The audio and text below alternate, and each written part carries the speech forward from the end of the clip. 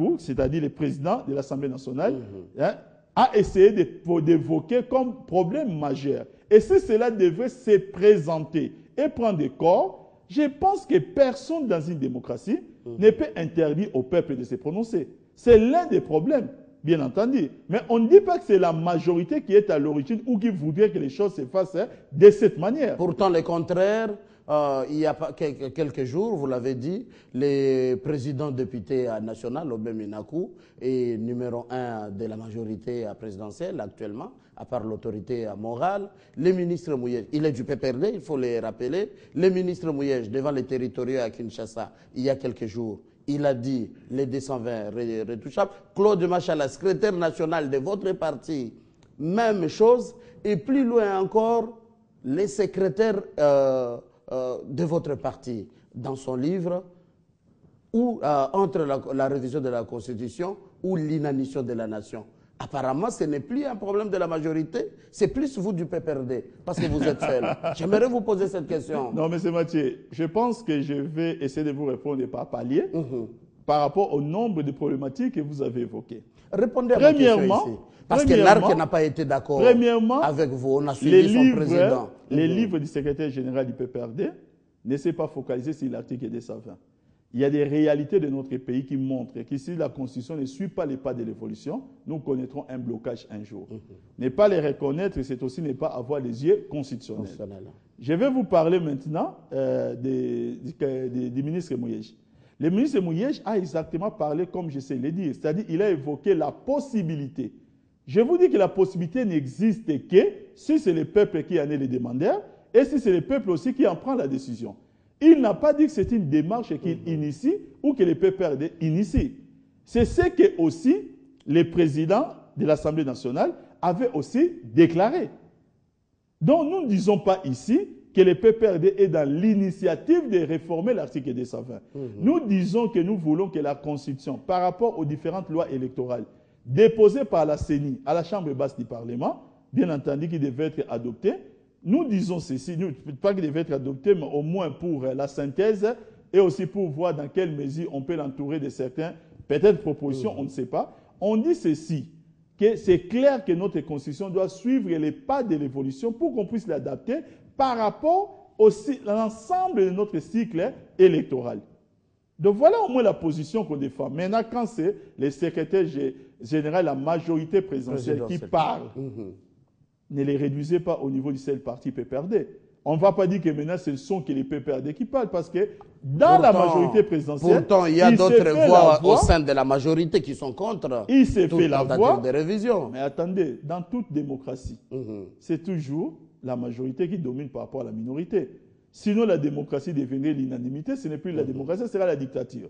Donc vous n'allez pas dire aujourd'hui que parce qu'on donne une position officielle à la majorité et que forcément, tout le monde de la majorité doit être de ces courants-là. Même s'il y a quelques personnes qui réfléchiraient autrement, je dirais bravo à la démocratie.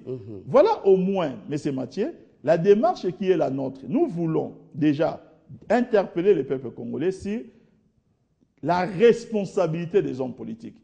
La responsabilité des hommes politiques aujourd'hui, c'est de se préparer pour les élections par rapport au calendrier de la CENI.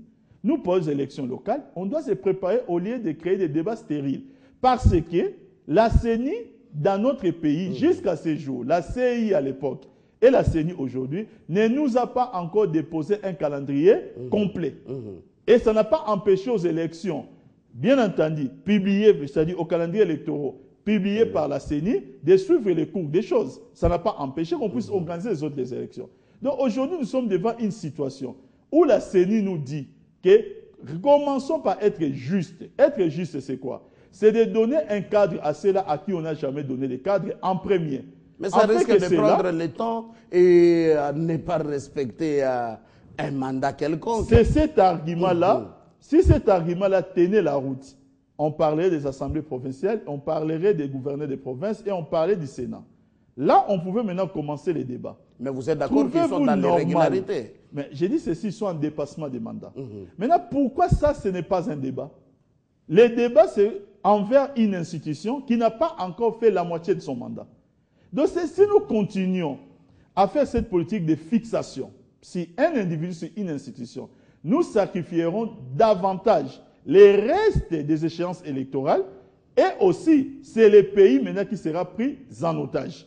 Ça veut dire quoi? Nous allons mener une politique injuste. Si nous voulons faire une politique basée sur la justice, nous devons nous rendre compte qu'aujourd'hui, il y en a qui ont eu trop eu, c'est-à-dire, permettez-moi, un peu ces superlatifs, il y en a qui n'ont encore rien. Et la justice sociale électorale voudrait que ceux qui n'ont encore rien eu puissent aujourd'hui avoir droit au chapitre. Les dire, c'est n'insulter aucun Congolais.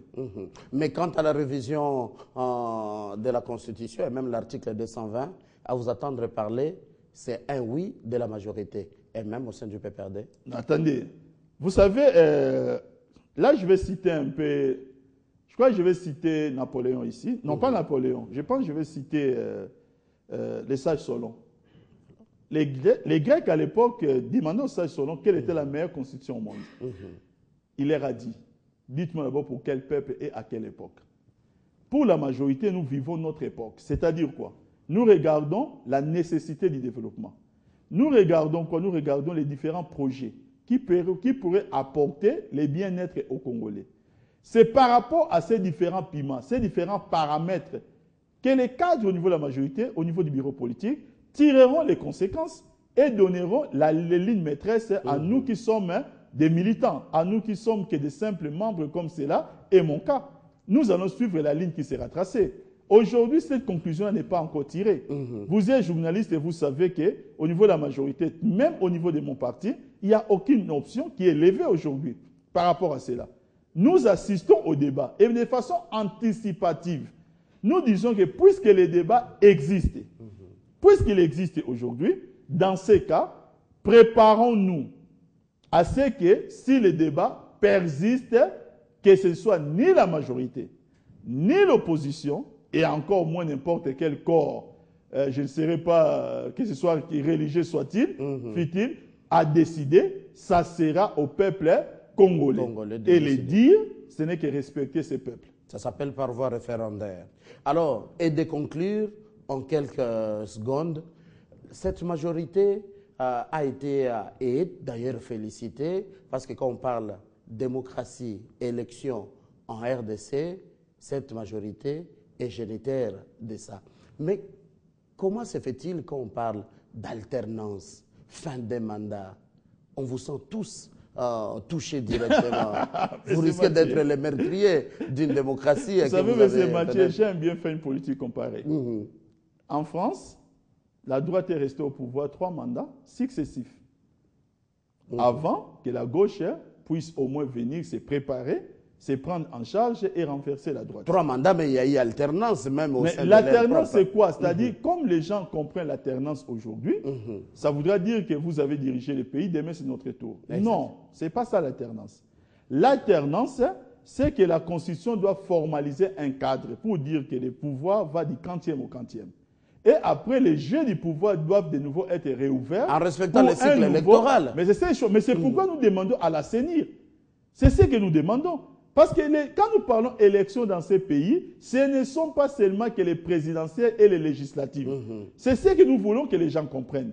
Parce que vous pourriez ne pas avoir la présidence de la République, mais vous pourriez au moins avoir la territoriale. Ah, voilà. Aujourd'hui en France, par exemple à l'époque où la droite était à la présidence de la République, au niveau du gouvernement et aussi à la Chambre basse du Parlement, la gauche, elle, avait remporté les élections régionales. Et ils existaient aussi à ce niveau-là. C'est ça que nous voulons dans notre pays. Donc nous n'avons pas besoin aujourd'hui de dire que nous voulons demeurer au pouvoir. Non. Ce n'est pas que les pouvoirs pour les pouvoirs. Nous nous préparons pour garder les pouvoirs. Et ça, personne ne peut les reprocher à n'importe quel organe dans une démocratie. Mais nous disons que les jeux doivent être ouverts à des périodes bien déterminées, et quand c'est ouvert, à chacun de retrousser ses manches pour reprendre le pouvoir. C'est ça l'alternance. Que les gens ne disent pas, qu'ils n'attendent pas de la majorité présidentielle, de toutes les façons. Le président Minakou était clair là-dessus, qu'ils n'attendent pas de la majorité, la volonté de vouloir perdre. Non, d'entrée de jeu, il a affiché les couleurs. Il a dit que la majorité veut conserver le pouvoir. Voilà notre discours. Papi Tamba, membre, un des cadres du PPRD, parti au sein de la majorité présidentielle. Merci d'avoir décrypté pour nous l'actualité. Merci, M. Mathieu. Merci à vous qui êtes en train de suivre votre chaîne et qui continuez à demeurer fidèles. Très bonne continuation de votre programme.